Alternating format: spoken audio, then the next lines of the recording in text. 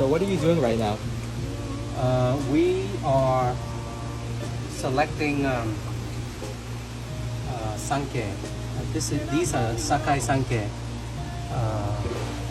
This is the last selection. So you can see they're all really good quality and a very nice pattern. So we're selecting a few that we're thinking has a lot of potential.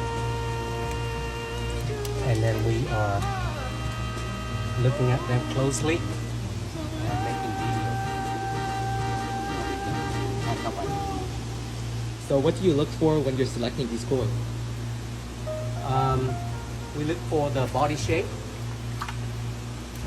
and the skin quality